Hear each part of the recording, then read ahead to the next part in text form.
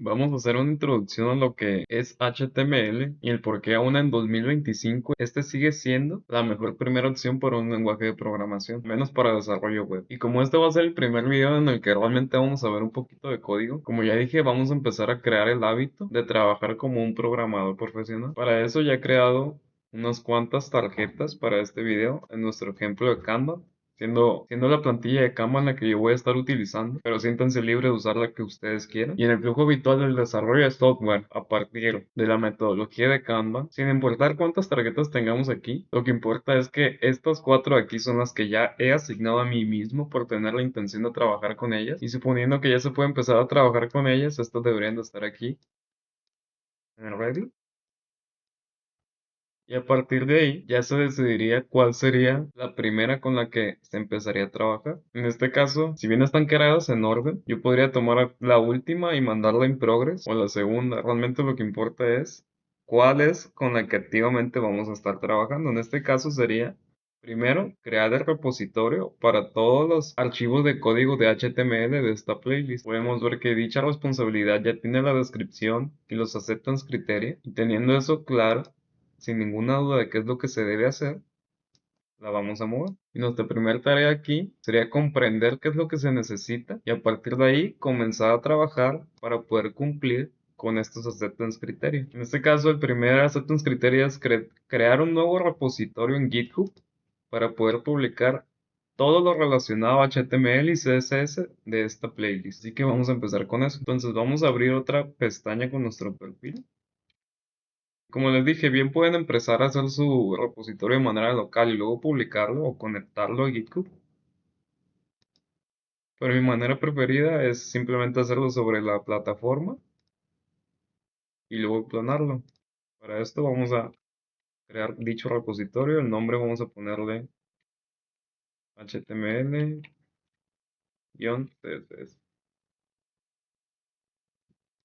Descripción la vamos a dejar en blanco para no preocuparnos por esos detalles. Va a ser público para que cualquiera lo pueda ver.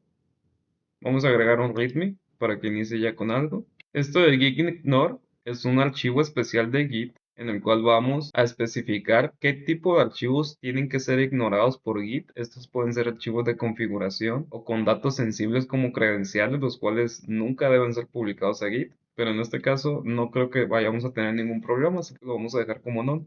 Igual esto se puede agregar de manera posterior, simplemente creando dicho archivo, así que por lo pronto así está bien. De licencia, si bien lo pueden dejar como tal, también pueden utilizar una licencia básica como es la MIT, solo para tener un pequeño respaldo en todo tu trabajo, aunque tampoco es como que esto vaya a tener mucho peso suponiendo que alguien nos... Así que si nos creamos, vamos a crearlo. Y esto va a ser nuestro repositorio exclusivo para lo que viene siendo HTML y CSS. Como les comentaba, seguridad básica, nos vamos a configuración, a las branches.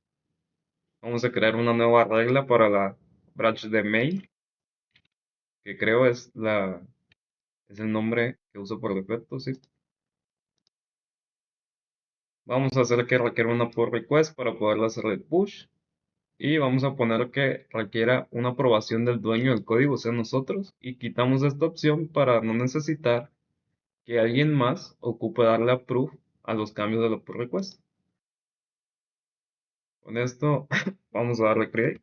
Déjenme acuerdo mi contraseña. Como pueden ver, la regla ya ha sido creada y ya hemos comprobado cómo funciona esto en los videos anteriores. Ah, por cierto, casi se me olvida. También hay que poner el check en esta parte de aquí, donde dice que no deje que ni siquiera un administrador pueda violar dichos ajustes, es decir, que pueda hacer un push directo a la main branch. Entonces, vamos a también seleccionar este de aquí y vamos a guardar los cambios. Así que ya con esto finalizaríamos con el primer acceptance criteria, que sería crear repositorio en GitHub. Segundo acceptance criteria, este nuevo repositorio es clonado a nuestra computadora y somos capaces de poder interactuar con él. Entonces vamos a intentar clonarlo. Damos la misma opción de antes de HTTPS, copiamos. Vamos a situarnos sobre la carpeta en donde queremos crear la carpeta para este repositorio. Para eso vamos a escritorio con la tecla Windows D. Aquí es donde voy a estar clonando todos los repositorios relacionados a este canal. Por lo tanto, vamos a abrir una terminal de Git aquí. Vamos a utilizar el comando git espacio clone espacio y lo que previamente copiamos. Shortcut para pegar aquí es shift insert y enter. Podemos cerrar o dejar de lado la terminal. Esta carpeta es creada con el repositorio clonado desde GitHub y adentro podemos ver que ya cuenta con la carpeta especializada para determinar que es un repositorio de Git. Vamos a abrir esta carpeta en nuestro editor. Para esto vamos a abrir una terminal situada en esta carpeta como tal. Y escribimos el comando code espacio punto.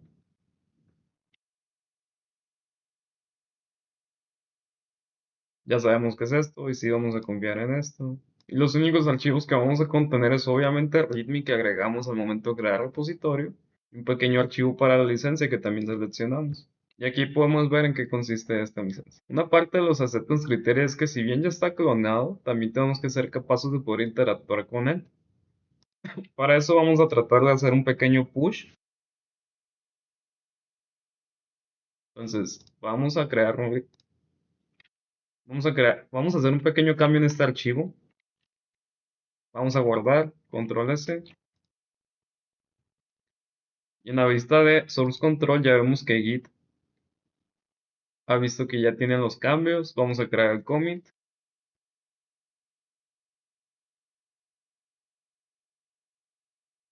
Vamos a ver si podemos hacer el push a la rama main, que se supone que no.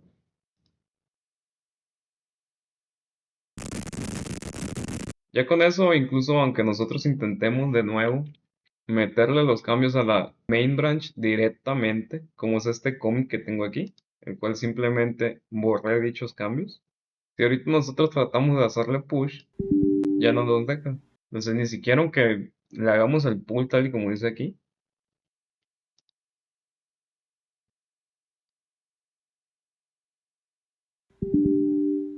porque la configuración que hicimos es que para hacer cualquier cambio a la branch main, primero tengamos que hacerlo sobre una rama no protegida. En este caso vamos a necesitar crear una rama a partir de main y en esta hacer los cambios pertinentes. Entonces vamos a crearla aquí desde VS Code,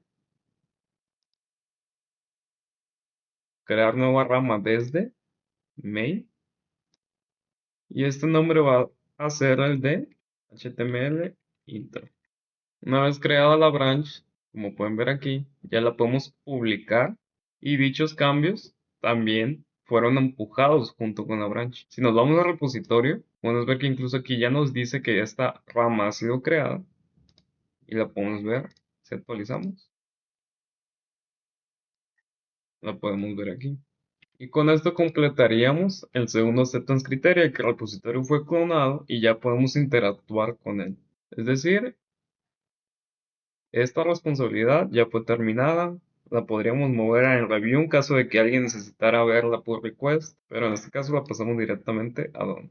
Inmediatamente vamos a comenzar con la siguiente tarea, cuya descripción es que hay que explicar y justificar la importancia de HTML y el por qué vamos a estar estudiando esto. Con el primer acceptance criteria, el cual es explicar una línea de tiempo de todas las versiones más relevantes de HTML. Para eso tenemos la siguiente imagen. Fue a comienzos de los 90 cuando se inventó el señor Timothy John Berners-Lee, o también conocido como el inventor del famoso WWW o World Wide Web, así como el consorcio que supervisa incluso hoy en día todo lo relacionado con los estándares de la web. Buscaba una manera de poder crear páginas web de una manera estructural, tanto para imágenes, hiperlinks y texto. Y una vez esto fue establecido como el estándar de toda página web, el mismo consorcio fue el encargado de estandarizar lenguajes exclusivos para la modificación estética de dichas páginas web, hasta poder llegar a una versión de HTML con los requerimientos básicos de una aplicación actual, como la implementación de script por medio de JavaScript, así como distintas versiones populares del enfoque sobre cómo la estructura va a ser creada. Solo por mencionar algunos sería una versión estricta, en donde por lo general no se priorizaba la compatibilidad con versiones anteriores, una versión transicional, donde sí se apoyaba dicha compatibilidad, y otra donde se utilizaban los framesets, la cual era una manera antigua de poder mostrar diferentes páginas en una misma ventana. En un momento incluso se intentó cambiar la manera en que HTML era escrito y surgió el XHTML, la cual era una manera de llegar a la misma estructuración de las páginas, pero en lugar de ser basado en el lenguaje HTML, las páginas eran escritas a partir de XML, que es otro tipo de lenguaje o formato. Con el paso del tiempo surgieron nuevas maneras de interactuar con la web o tipos de arquitectura general, pero el hecho de que XHTML requería de un formato mucho más estricto hizo que la preferencia general era volver a trabajar con el lenguaje de HTML normal, lo que dio a lo que actualmente conocemos hoy como HTML5. Si bien ya ha pasado bastantes años desde entonces, esto no significa que HTML5 no sea un lenguaje relevante, sino que al igual como ya se comentó en el video anterior sobre el HTTP, su capacidad de extenderse ha sido tal que al día de hoy sigue siendo compatible con las tecnologías más actuales y es el estándar para la base de cualquier página web. Incluso si nos ponemos a buscar qué tan dominante es dicho lenguaje, en todas las fuentes de información que encuentres, el número siempre va a ser aproximadamente mayor al 95% de todas las páginas web, o incluso una comparación entre HTML como tal y HTML5, vemos que prácticamente todo el Internet se basa en HTML5. Es tanto así que los lenguajes relacionados, como viene siendo CSS, en todos sus diferentes sabores, su porcentaje es más o menos similar. Y si nos vamos a las estadísticas de JavaScript, podemos ver que dicho valor es incluso mayor, por el hecho de que sus frameworks actualmente son la opción más popular para cualquier desarrollador web. Creo que con eso incluso ya podemos dar por concluido esta tarea, ya que se explicó la línea de tiempo, las estadísticas y el por qué sí o sí esto es necesario para cualquier desarrollador web o desarrollo web. Entonces pasemos a la siguiente tarea. Vamos a Don.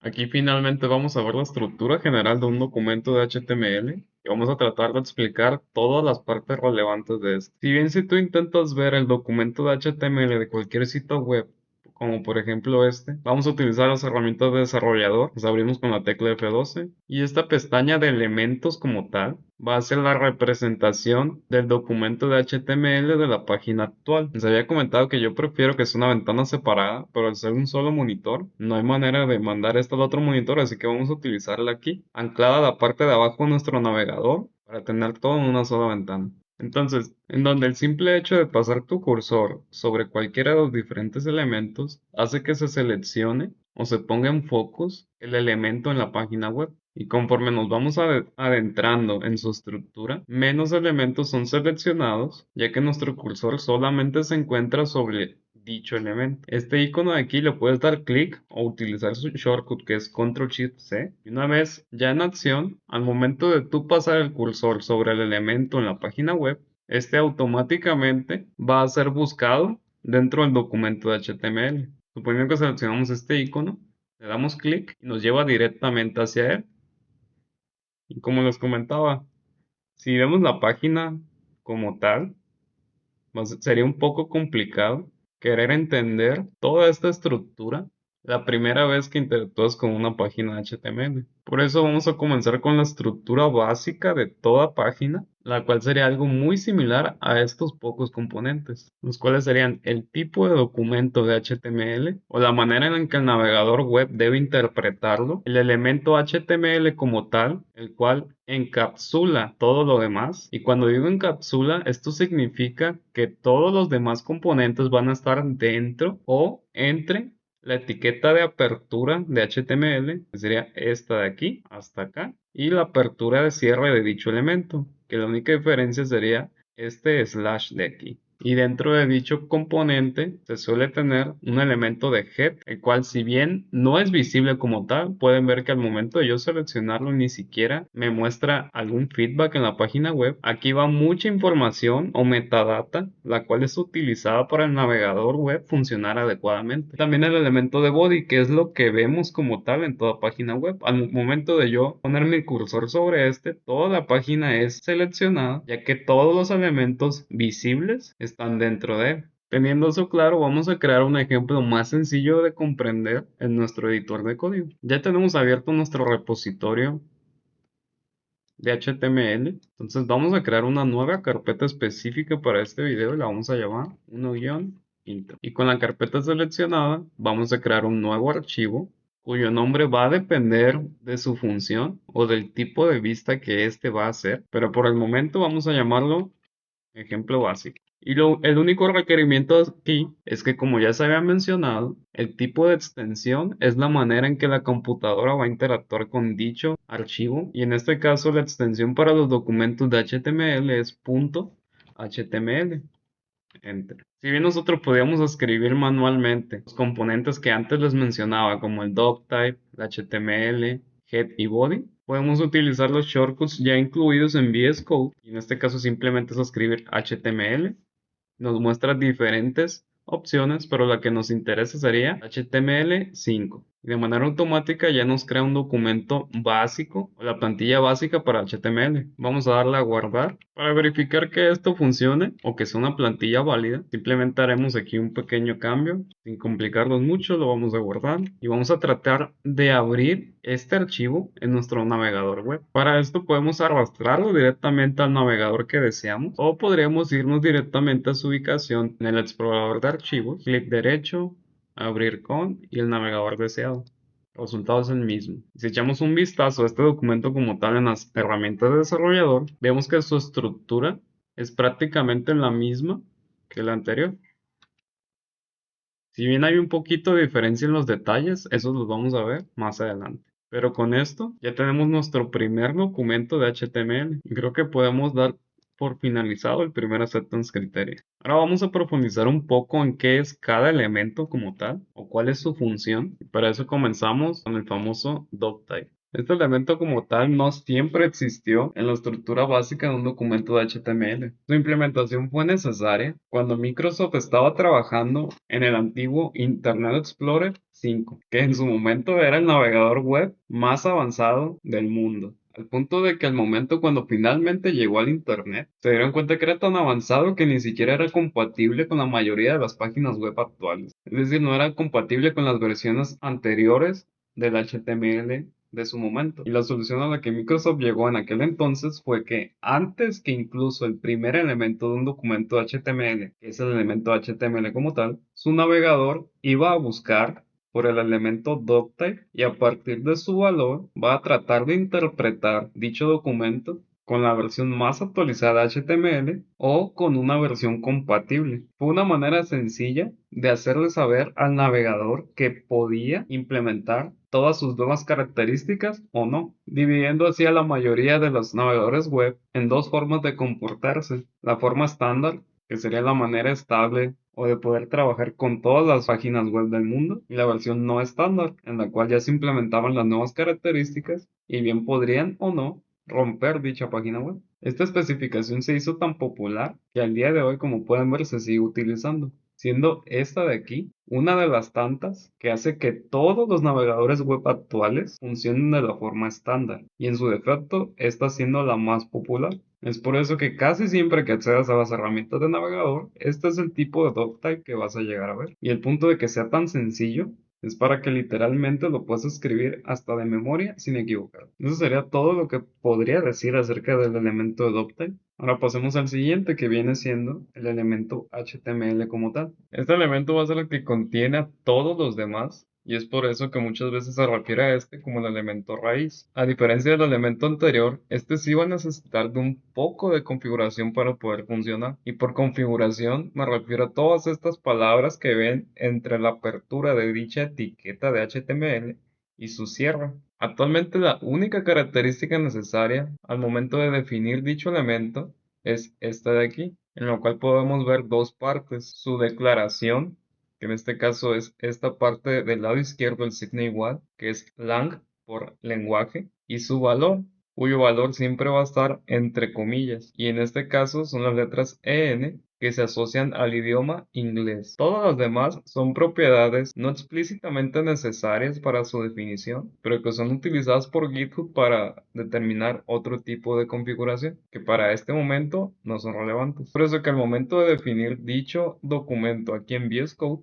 La única que agregó fue el lenguaje, y obviamente dependiendo del tipo de público al que vaya dirigido dicha página web, se puede configurar cuál lenguaje será el de dicha página, siendo el más común EN, que es de inglés. Y de nuevo, esto obviamente ya es una simplificación a la que se llegó después de muchos años para hacer dicha configuración lo más sencilla posible. Todas las demás, por defecto, ya las hace nuestro navegador web. Y aquí es cuando ya toma un poco más de importancia una de las características de HTML, que es la manera en que este lenguaje organiza los elementos, puesto que los dos elementos incluidos directamente sobre el elemento de HTML se van a relacionar de una manera tipo padre e hijo. Y a su vez, dichos elementos pueden tener otro tipo de relaciones con los elementos dentro de ellos o con los que sean adyacentes, cosa que más adelante también va a ser relevante por algunas funciones. Así que el elemento de HTML lo pueden ver como un tipo de árbol del cual a partir van a surgir distintas ramas para los múltiples elementos con los que vamos a trabajar. Por el momento creo que eso es lo más relevante de dicha etiqueta, así que vamos a continuar con la etiqueta de head. Como ya les mencioné, dicho elemento ni siquiera es visible al momento de uno interactuar con la página web. Sin embargo, los elementos dentro de esta es lo que es interesante, ya que toda la información acerca de la propia página web en sí va a estar incluido dentro de esta etiqueta. Como pueden ver, hay muchísimas opciones, o más bien usos, puesto la etiqueta no varía tanto. Así que solo haré mención de los más relevantes o más usados. El primero que vamos a abordar sería la etiqueta de meta. Este lo voy a mencionar como algo necesario o un requerimiento en cada head, pero en los navegadores web actuales, incluso si no pones una etiqueta de meta en tu head, por defecto va a utilizar esta que vemos aquí y siempre va a utilizar la propiedad charset con el valor de UTF-8. ¿Pero qué significa esta propiedad? Y por qué es un requerimiento en cada página web. Esta propiedad representa qué tipo de carácter encoding o codificación de caracteres va a ser utilizado para este documento de HTML. Y el valor de UTF-8 es la codificación de caracteres más utilizada en todo el mundo. Las variaciones de este valor van a depender de usos específicos, pues algunas codificaciones de caracteres tienen mejor rendimiento para algunos idiomas seleccionados, pero la mayoría de las veces siempre vas a utilizar el UTF-8. Y una de las razones del por qué se migró del UTF-7 al 8 era por una manera muy específica que era utilizada para aprovecharse de una vulnerabilidad de esto por medio de XSS, lo cual significa Cross-Site Scripting. Podemos ver un ejemplo muy simplificado de esto con este archivo que preparé para poder simular lo que ocurría con dicha vulnerabilidad. Esta es una plantilla HTML muy básica, la única diferencia de la anterior es que el charset está especificando explícitamente que se utilice UTF-7 para así supuestamente poder aprovecharnos de dicha vulnerabilidad, la cual era la siguiente. Estas dos líneas de texto en UTF-7 representaban el mismo elemento, el cual es una etiqueta de script. Es decir, todo lo que esté dentro de esta etiqueta va a ser tratado como código ejecutable de JavaScript. Si bien para un ser humano esto de aquí es un símbolo específico, para una computadora no es más que una serie de bits, es decir, este elemento no va a ser guardado como este símbolo como tal, va a ser guardado en memoria como una serie de bits. Y para convertir dicha serie de bits a lo que nosotros vemos en pantalla, es utilizada la codificación que nosotros seleccionamos aquí en esta etiqueta. Pues con la codificación de caracteres de UTF-7 pasaba algo muy curioso en el que estos elementos de aquí se guardaban en memoria de la misma manera que este elemento de aquí. Y estos elementos de aquí también se guardaban en memoria de la misma manera que estos de aquí. Una vez que los hackers se dieron cuenta de esto, fue posible que en alguna parte de tu aplicación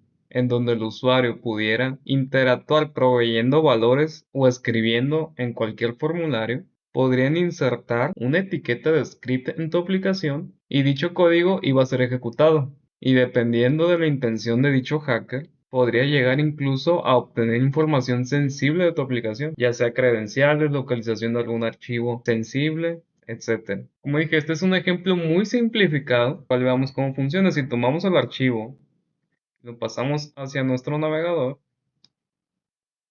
en cuanto la página es cargada, el código que nosotros tenemos aquí simplemente hace que aparezca esta alerta de aquí. Y por contenido, pues nada más nos pusimos sensitive data para el ejemplo. Que si vemos la estructura de la página, si bien aquí dice que se supone está utilizando UTF-7, este texto de aquí no está mostrando los caracteres que esperábamos por el hecho de que les comenté de que cualquier navegador moderno, por lo mismo ya ni siquiera permite la utilización de esta codificación. Y por el momento eso es todo lo relevante acerca de esta etiqueta de meta y la codificación de caracteres que vamos a utilizar. El siguiente elemento de head que vamos a explicar sería la etiqueta link. Esta etiqueta, la función que tiene es vincular o más bien apuntar a otro documento, en donde serán necesarias sí o sí dos propiedades. Una propiedad a cual es rel de relation, cuyo valor va a ser el por qué se está apuntando o referenciando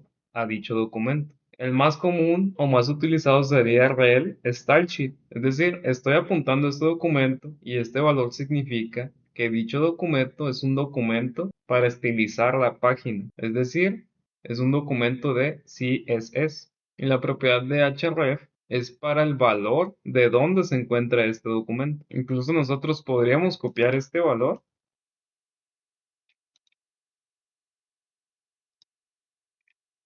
y acceder a dicho documento para ver su contenido. Este es un documento de CSS, como dice su extensión, y si bien la estructura te parece un poco extraña en este momento, más adelante en el curso vamos a ver cómo crear este tipo de documento también. Y si tratamos de crear este tipo de etiqueta en VS Code, simplemente escribimos link y dependiendo de qué tipo de relación es la que vamos a utilizar, en este caso es hacia un documento de CSS como ya se dijo, damos enter y por defecto nos crea la etiqueta.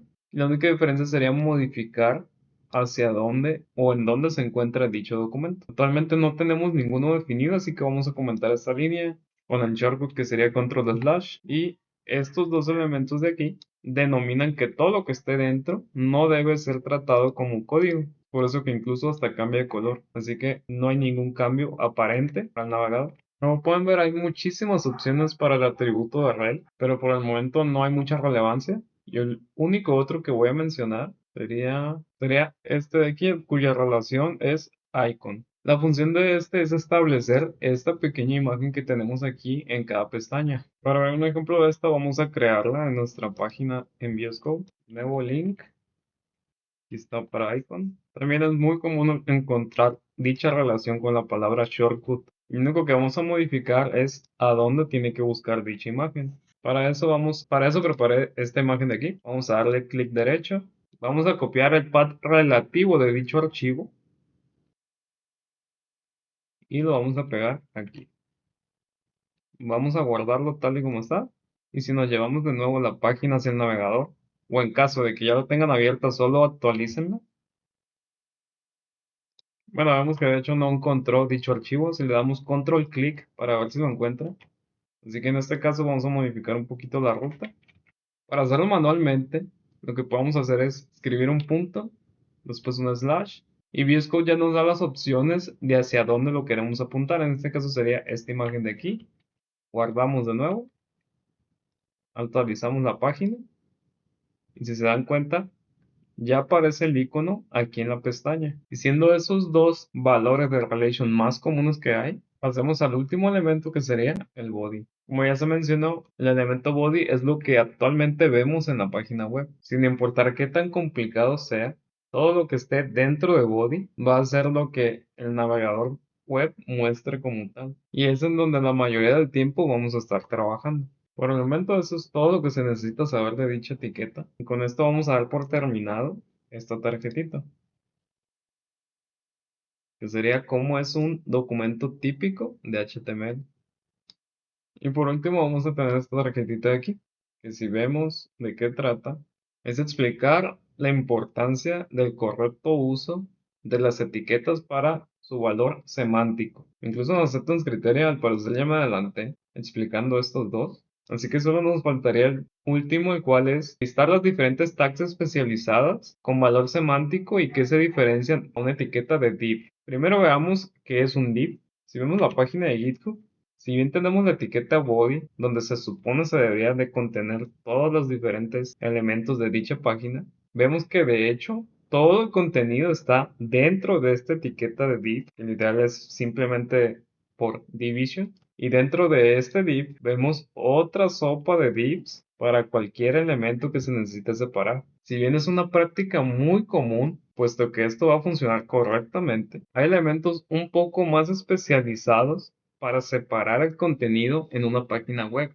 tal y como se describe en esta página de aquí, cuyas etiquetas, dependiendo de qué tipo de sección sea la que se desee crear, vamos a tener todos estos ejemplos: main, section, article, header, nav, footer. Y se recomienda que siempre que se desee crear una sección en donde el valor semántico no aplique para alguna de estas opciones, entonces sí, puedes utilizar un div, en donde a manera general se explica que siempre que planees un sitio web, trates de hacer un sketch de este estilo, en donde vas a definir qué es lo que vas a necesitar, como un header, dónde ver el contenido principal, si necesitas o no un pie de página, así como en caso de necesitar algunas secciones que complementen al contenido principal. Para todos y cada uno de estos ejemplos existe una tag específica y el utilizarlas le ayuda a tu página web de tener un mejor rendimiento para todos los motores de búsqueda. Es decir, va a aumentar la probabilidad de que tu página web sea de los principales resultados en dicho motor de búsqueda, es decir, que aparezca en la primera página de Google, por ejemplo. Ahora, que si alguno de estos elementos necesita alguna parte específica dentro de ellos y no se te ocurre una mejor opción, como ya se dijo, entonces sí, puedes utilizar un div.